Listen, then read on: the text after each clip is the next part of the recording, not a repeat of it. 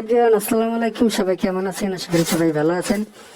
বরাবরের মতো চলে আসলাম একটা নতুন ভিডিও নিয়ে। তো আগের ভিডিওতে আপনারা দেখেছিলেন যে আমরা পতেঙ্গা বাইপাস ঘুরে আপনাদের কুমিল্লা ভিডিও শেষ করেছিলাম। তো আজকে আপনাদেরকে কুমিল্লা থেকে ঢাকা পর্যন্ত রাতের ভিডিও দেখাবো। আর বর্তমানে ঢাকা চিটাগাং হাইওয়ে রাতের কি অবস্থা সেটা আপনারা দেখতে পারবেন।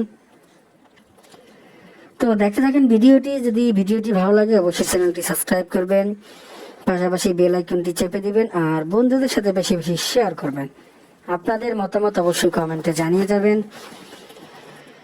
আর কক্সবাজার সিরিজটি অলরেডি আপলোড হয়ে গেছে। আপনাদের পুরোপুরি ভিডিওগুলো দেখে আপনাদের মতামত অবশ্যই কমেন্টে জানিয়ে যাবেন।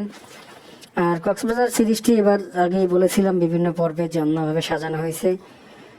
তো প্রত্যেকটা জায়গা সুন্দরভাবে দেখানো হয়েছে আর প্রত্যেকটা জায়গা দেখানোর চেষ্টা করছি। তো আশা করি আপনারা প্রত্যেকটা স্পট দেখবেন, দেখে আপনাদের মতামত কমেন্টে জানাবেন কেমন হয়েছে। আর প্রত্যেকটা জায়গা ভিডিও দেখার আমন্ত্রণ রইল। পাশাপাশি আমার চ্যানেলে আরও ভিডিও আছে, ভিডিও দেখার আমন্ত্রণ রইল। আর যেটা বলি সবসময় আপনাদেরকে, যে যে জায়গায় যাবেন জায়গাগুলি পরিষ্কার রাখবেন, ময়লা আবর্জনা এ জায়গায় ফেলবেন না, কারণ আমাদের প্রকৃতির সৌন্দর্য আমাদেরই রক্ষা করতে হবে। আর যে কথা বলে রাখি যে আমরা যেহেতু ফ্যামিলি ট্যুরে গিয়েছিলাম, রিল্যাক্স ট্যুরে, তো এই জন্য খরচার আইডিয়াটা এরকম দেওয়া যাচ্ছে না। তারপর আপনাদেরকে বলে রাখি যে আপনারা যদি ঢাকার থেকে যান তো নন এসি গাড়ি আছে, বিভিন্ন রেটে আছে। মনে করেন যে 900 থেকে 1200 থেকে 1800-র মতো আছে মোটামুটিগুলি। আর যদি আপনারা এসিতে যান তো 2200 টাকা বা 1500 থেকে 2200-2500 টাকা আপনারা সিট পেয়ে যাবেন। আর এরপর থেকে আপনারা মনে করেন যে ওই জায়গায় গেলে হয়তো অনেক অটো আসবে, প্রতারকরা কিন্তু খুব প্রতারণা করে। তো এই দিক থেকে আপনারা অবশ্যই সাবধান থাকবেন, কারণ অটো ওরা মনে করেন যে আপনি যাইতে চাইবেন এক হোটেলে, কিন্তু ওরা নিয়ে যাবে আরেক জায়গায়, নিয়ে আপনাকে বলবে যে 50 টাকা 60 টাকা ভাড়া দেন, বা এরকম একটা প্রতারণার ফাঁদে আপনাকে ফেলার চেষ্টা করবেন। তো যদি ঢাকা থেকে ডিসাইড করে না যান যে আপনারা কোন হোটেলে উঠবেন, তো ডিসাইড করে যাওয়াটাই সম্পূর্ণ বেটার। আর যদি না যান, পরিচিত থাকে, তাহলে আপনারা নিজেরাই একটা অটো ভাড়া করে নেবেন, যে জায়গায় আপনারা কথা বলে নেবেন অবশ্যই, গিয়ে তারপর আপনারা যে টাকায় ভাড়া করছেন ওইটাকে আপনারা দিবেন। তো ওই জায়গা থেকে আপনারা আশপাশে বিভিন্ন পাশেই আপনারা হোটেল পেয়ে যাবেন, তো হোটেলে উঠবেন। আর সব জায়গায় একটু বার্গেনিং করার চেষ্টা করবেন, হোটেল হোক খাবার হোক। খাবারে হয়তো বার্গেনিং হয় না, আপনার মোটো ভাড়া যে জায়গায় হোক, তো আপনারা বার্গেনিং করবেন। তো হোটেলে মনে করেন যে যদি আপনি নর্মাল হোটেল থাকতে চান ভিতরের দিকে, তো 800 থেকে 1000 টাকার মধ্যে আপনারা অফ সিজনে মানে অফ ডেতে খুব কমই পেয়ে যাবেন, কারণ অফ ডেতে একটু পর্যটক বেশি হওয়ার কারণে তো ওই ভাড়াটা আপনার 1200 থেকে 1500 টাকা হয়ে যায়। যে রুম আপনারা মনে করেন যে উইকডেতে পেয়ে যাবেন 800 থেকে 1000-এর মধ্যে, সেই রুমটা 1500 টাকার মতো হয়ে যায় বা 2000 টাকা হয়ে যায়। তো আমি তো মূলত গিয়েছিলাম যে উইকডেতে, সেজন্য আমরা অল্পতের ভিতরে ঘুরতে পারছিলাম। আর আমাদের কিন্তু খরচাও কম হয়েছিল। তো তো ওরকম আপনারা রুম আপনাদের চয়েস মতো নিতে পারবেন। আর বিচ ভিউ নিতে গেলে কিন্তু আপনার মিনিমাম কমপক্ষে 4000 থেকে 5000 টাকা আপনাকে গুনতে হবে। হ্যাঁ, বিচ ভিউ কিছু রুম আছে 2500 থেকে 3000 টাকা পর্যন্ত পাওয়া যায়, ওগুলো আপনারা নিতে পারেন, সেটা আপনারা চয়েস করে নেবেন। আর অবশ্যই বার্গেনিং করবেন, কারণ আপনার অবশ্যই অধিকার আছে বার্গেনিং করার, তো বার্গেনিং করবেন। তো আশপাশে কিছু হোটেল আছে, যেমন আপনি মনে করেন যে রেস্তোরাঁ, দাওয়াত রেস্তোরাঁ আছে, তারপরে আলামিন রেস্তোরাঁ আছে, এরকম কিছু রেস্তোরাঁ আছে, এগুলোর খাবার খুব টেস্টি। এবং মাঝখানে শুনেছিলাম যে শালিক রেস্টুরেন্টের একটু বদনাম হয়েছিল, তারপরে শালিক রেস্টুরেন্টের খাবার নাকি ভালো। তো সেটা আপনাদের যদি পছন্দ থাকে তো ওই জায়গায় খেতে পারবেন। তবে কক্সবাজারে যাওয়ার পরে একটু এনজয় করবেন, সমুদ্রে যাবেন। আর সমুদ্রে গেলেও কিন্তু আপনারা ওই জায়গায় টিউব নিয়ে স্টিমার এগুলো আপনারা চালাইতে পারবেন। তো যাই হোক না, এনজয় করবেন, কক্সবাজারে গেলে খুব প্রপারলি এনজয় করবেন। আর যেটা কথা না বলতেই হয়, যদি আপনারা মেরিন ড্রাইভে যান, অবশ্যই সবাই গেলে মেরিন ড্রাইভ রুটে যায়। তো মেরিন ড্রাইভ রুটে গেলে তো অবশ্যই একটা অটো নিবেন, বা ও জায়গায় যদি আপনারা অটো নিয়ে যেতে চান তাহলে ওরা ঘন্টা হিসাবেও যায় বা পার ডে হিসাবে যায়, হাফ বেলা যায়। তো অবশ্যই বার্গেনিং করবেন। হাফ বেলা 600 থেকে 400 টাকার ভিতরে আপনি হাফ বেলা পেয়ে যাবেন। আর ফুল ডেতে 800 থেকে 1000 টাকা ওরা যায়। আপনি যদি ঘন্টা হিসেবে যান তা আপনারা সর্বোচ্চ 100 টাকা থেকে 120 টাকা ঘন্টা বা 80 টাকা ঘন্টা, এটা ইউরোপে নির্ভর করে আপনি কোন দিন গেছেন, অফ ডে আছে কিনা। এই ডে এর উপরে নির্ভর করে। তো এরকম একটা অটো ভাড়া নিয়ে নেবেন। আর যদি যে না আপনারা একটু অন্যভাবে রিল্যাক্স মোডে ঘুরতে চান, তো সাতখোলা যে জিপগুলি আছে এগুলো আপনারা ঘুরতে পারেন, যেটাকে বলে চাঁদের গাড়ি। তো ওই গাড়িগুলো আপনারা ওই জায়গায় পেয়ে যাবেন, যেটা কলাতলি মোড়ে পাওয়া যায়। পাশাপাশি লাবণী পয়েন্ট, সুগন্ধা পয়েন্ট, বিভিন্ন স্পটে ওরা বসে থাকে সবসময়। তো ওদের কাছ থেকে নিতে পারেন। তো ওইটা হয়তো 2500 থেকে 5000 টাকা পর্যন্ত ওদের রেট আছে। ঠিক আছে, এগুলি আপনারা কথা বলে অবশ্যই বার্গেনিং করে নিয়ে নেবেন। আর আপনারা ঘোরার মতো মনে করেন যে আপনার মিনি বান্দরবান আছে, তারপরে পাটুয়ার টেক, সমুদ্র সৈকত, তারপরে হিমছড়ি, ইনানি, এরকম বিভিন্ন স্পট আছে। তো এইগুলি আপনারা ঘুরবেন, তো অবশ্যই একটু সাবধান, কান খোলা রাখবেন। কারণ বর্তমানে কিন্তু কক্সবাজারে প্রচন্ড পরিমাণ প্রতারণার ফাঁদ পাতা আছে। তো এই দিক থেকে অবশ্যই বিরত থাকবেন।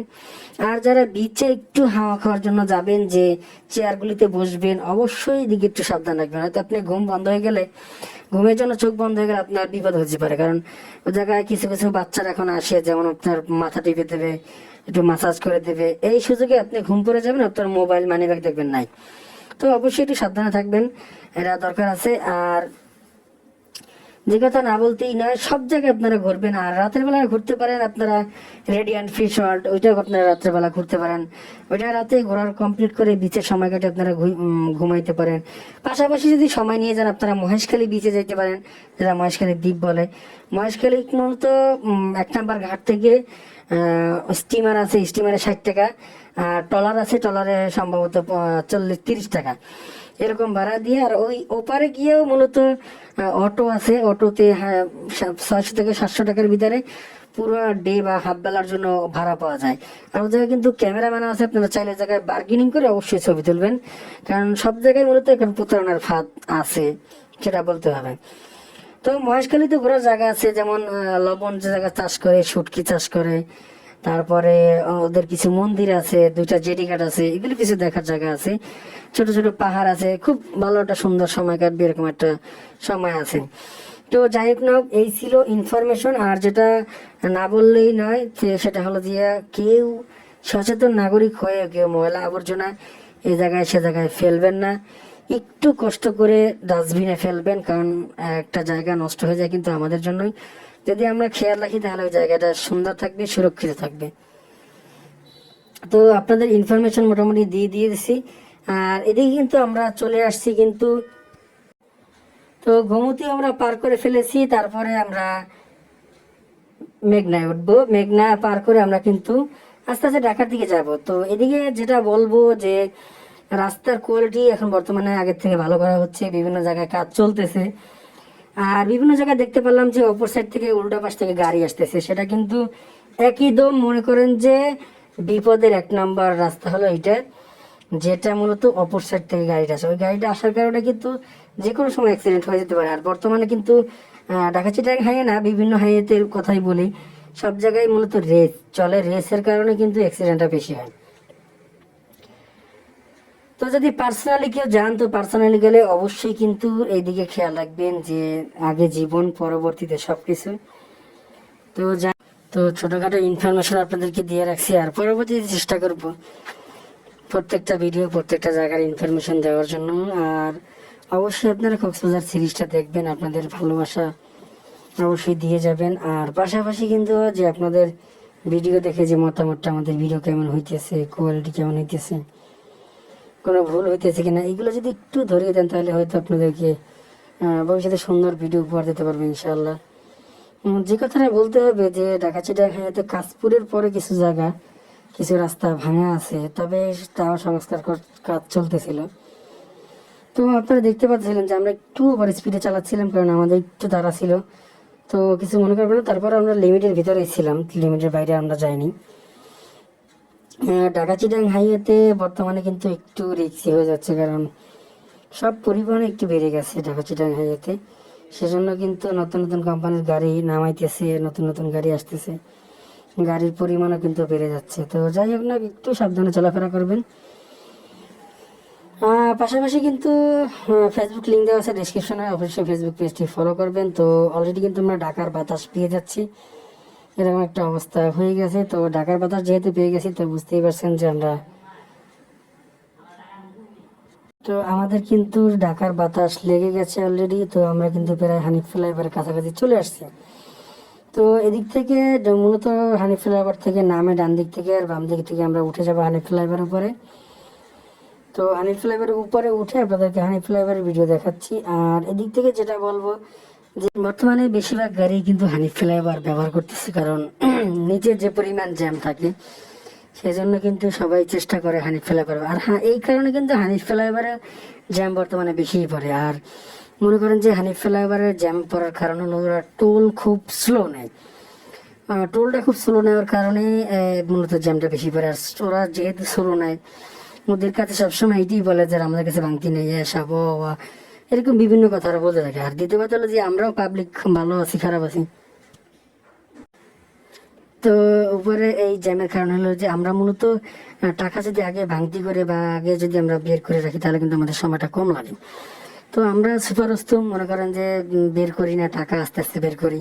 তো ওই পিসারটা যখন পিছনে মানুষ সিরিয়ালে থাকে তাদের কিন্তু অনেক কষ্ট হয়। তো অবশ্যই একটু মানে নিজেকে বড় না করে একটু তাড়াতাড়ি চেষ্টা করব দেওয়ার জন্য। চেষ্টা করলে হয়তো যে একটু জ্যামটা কম পড়বে। আর যারা আসলে এইতে থাকে তারাও একটু চেষ্টা করা উচিত তাড়াতাড়ি। তো এই ছিল কিন্তু ঢাকা থেকে আমরা হানি ফ্লাইওভার আপনাদেরকে দেখাইতেছি। আর মূল কথা কি জানেন, কক্সবাজার সিরিজটা খুব রিল্যাক্সে আমরা কাটাইছি। আশা করি আপনারা বুঝতে পারবেন পুরো যদি ভিডিওগুলো দেখেন, ভিডিও দেখলে অবশ্যই বুঝতে পারবেন। আর এই কক্সবাজার সিরিজটা মূলত অন্যভাবে সাজানোর কারণ হলো যে একটু সব প্রত্যেকটা জায়গা একটু রিল্যাক্সে সুন্দরভাবে দেখানোর জন্য আপনাদের। তো আশা করি আপনারা ভিডিওটি বুঝতে পারছেন ভিডিওতে। আর ভিডিওগুলো দেখবেন, পাশাপাশি আপনাদের সাপোর্ট এবং ভালোবাসা দিয়ে যাবেন। পাশাপাশি ডিসক্রিপশন বক্সে কিন্তু আমার ফেসবুক লিঙ্ক আছে, সেটা কিন্তু অবশ্যই ফলো করবেন। সাজেস্টে ইউটিউব চ্যানেল দেওয়া আছে একটা ট্রাভেল উইথ হৃদয়, ওইটাও অবশ্যই সাবস্ক্রাইব করবেন। পাশাপাশি কিন্তু আপনাদের সাপোর্ট, ভালোবাসা, লাইক এবং কমেন্ট দিতে কিন্তু ভুলবেন না, যেটা ছাড়া আমরা সামনে এগোতে পারবো না। তো অবশ্যই একটু সাপোর্ট দিয়ে যাবেন। পাশাপাশি পুরোপুরি ভিডিও দেখবেন, দেখে আপনাদের মতামত জানাবেন। তো কক্সবাজার সিরিজটা তো অলরেডি আপলোড হয়ে গেছে, তো পাশাপাশি কিন্তু আরও ভিডিও আছে চ্যানেলে, তো ওই ভিডিও দেখার আমন্ত্রণ রইল। তো হানিফ ফ্লাইওভারে দেখেন যে গাড়ি খুব ধীমে ধীমে চলতেছিল, কারণ জ্যাম কিন্তু অলরেডি লেগে গেছে। তো আমরা যেহেতু সায়দাবাদে নামবো, তো ওই জায়গার থেকে আমরা মূলত আমাদের বাসায় চলে যাব। তো দেখতে থাকেন, সামনেই কিন্তু দেখতে পাচ্ছেন যে জ্যাম দেখা যাচ্ছে। তো এই জায়গায় স্পিড লিমিট দেওয়া আছে 40, কিন্তু মাগার আমরা কিন্তু 40-এ চলতে পারতেছি না। আমাদের স্পিড ছিল সর্বোচ্চ 1, 2, 3, 5। তো যাই হোক না হোক, আজকে ছিল, বেশি ভিডিও বড় করবো না, আজকে এই পর্যন্তই ছিল ভিডিওটি। আশা করি আপনারা পুরোপুরি ভিডিওতে আপনাদের ডিটেলস দিতে পারছি। আর যেহেতু আমরা একটু ভুল হয়েছি, আগের ভিডিওতে ডিটেলস দিই নেই, তো চেষ্টা করবো পরবর্তী ভিডিওতে প্রত্যেকটা ভিডিওতে ডিটেলস দেওয়ার জন্য। দেখেন এই যে গাড়িটার পিছনে কিন্তু লেখা আছে যে একটি দুর্ঘটনা সারা জীবনের কান্না। তো এটা যদি আমরা একটু কাজে লাগাই তাহলে হয়তো আমাদের যে বাংলাদেশের যে পরিমাণ অ্যাক্সিডেন্টের লিমিট আছে সেটা কিন্তু কমে যাবে। তো যাই হোক না, মনে হয়তো এই যে গাড়িটা লেখা আছে ওরাই হয়তো এই জিনিসটা মানে না। ওরা হয়তো যাই দেখেন যে ওভারটেকিং করে, একরা করে। তো আমরা মুখে একটা বলি আর দিলে থাকে আমাদের আর একটা। তো চেষ্টা করব একটু সংশোধন হয়ে ভালোভাবে চলার মতো চেষ্টা করব। আর আমাদের দেশকে ভালোবাসবো, দেশের ভিতরে যত সৌন্দর্য আছে সৌন্দর্যকে রক্ষা করার চেষ্টা করব। আর অবশ্যই অবশ্যই চেষ্টা করবেন যে যে জায়গায় যাবেন ওই জায়গাটার যে একটা আছে, আবহাওয়া আছে, ওই আবহাওয়াটাকে সুন্দরভাবে এনজয় করার। কারণ ঘোরার তো শুধু সবাই ঘুরতে পারে না ভাই, ঘুরতে গেলে কিন্তু অবশ্যই মন আর দিল লাগে। যায় অনেকে আছে ঘুরতে যায় কিন্তু সুন্দরভাবে এনজয় করে না। তো যে জায়গায় যাবেন জায়গাটাকে এনজয় করবেন। তো আমরা কিন্তু কক্সবাজার গিয়েছি, কক্সবাজার কিন্তু এনজয় করছি। তো একবার দুইবার তো না, প্রায় 7 থেকে 8 বার করে যাওয়া হয়ে গেছে। তো যাই হোক, চিন্তা করলাম আপনাদেরকে এখন যে জায়গায় যাবো সে জায়গায় প্রত্যেকটা ভিডিও করে দেখাবো। তো সেই জন্য কিন্তু একটু সাপোর্ট করে দিবেন, আপনাদের ভালোবাসা দিয়ে যাবেন। আর এই যে জ্যাম, এই জ্যাম হয়তো ছুটবে না, তো ভিডিও বেশি বড় করব না। তারপর ওই জায়গাটা একটু আপনাদেরকে স্কিপ করে দেখে যে সামনে। তো আমরা কিন্তু বাইরে চলে, তো আমরা কিন্তু সায়দাবাদ নেমে গোলাপবাগ মাঠের পাশ থেকেও যেতে পারি বা মানিকনগর বাজার থেকে আমরা চলে যেতে পারি। তো দেখা যাক, আমরা আগে তো ওই জায়গার থেকে নামি জ্যাম ঠেলে। তো ওইদিকে দেখেন যে অনেক জ্যাম ঠেলে আমরা নামছি গোলাপবাগ মাঠের কোনার থেকে নেমে। এখন আমরা চলে যাচ্ছি মানিকনগর। আসার মানিকনগর থেকে আমরা মূলত ডাইনে ঢুকে যাব। তো ওই পর্যন্ত আমরা ভিডিওটি আজকে রাখবো। তো আজকের ভিডিওটি আপনাদের কেমন লাগছে সেটা কিন্তু অবশ্যই কমেন্টে জানাবেন। আর ভিডিওটা কিন্তু বেশি বড় করব না। আর চ্যানেলটি সাবস্ক্রাইব করবেন, পাশাপাশি বেল আইকনটি চেপে দিবেন। বন্ধুদের সাথে বেশি বেশি শেয়ার করবেন। আপনাদের মতামত কিন্তু অবশ্যই কমেন্টে জানাবেন। ডিসক্রিপশন বক্সে ফেসবুক লিঙ্ক দেওয়া আছে, ফেসবুকে প্রতিদিনের আপডেট দেওয়া হয়, তো অবশ্যই ফেসবুক পেজটি ফলো করবেন। আর যে কথাটা না বললেই না, যে আমাদের চ্যানেলটি যারা এখনো পুরোপুরি ভিডিওগুলো দেখে না, তারা কিন্তু অবশ্যই পুরোনো ভিডিও দেখে আসবেন। তো অবশেষে আমাদের গন্তব্যে চলে আসছি। তো আমরা কিন্তু এই সামনে থেকে আমরা ডাইনে চলে যাব। তো ভিডিওটি এই পর্যন্তই ছিল। আশা করি ভিডিওটি আপনাদের ভালো লাগছে। ভালো লাগলে কিন্তু অবশ্যই চ্যানেলটি সাবস্ক্রাইব করবেন, পাশাপাশি বেল আইকনটি চেপে দিবেন, বন্ধুদের সাথে বেশি বেশি শেয়ার করবেন। দেখা হবে পরবর্তী কোনো ভিডিওতে। ততক্ষণ সবাই ভালো থাকবেন, সুস্থ থাকবেন। আল্লাহ হাফেজ।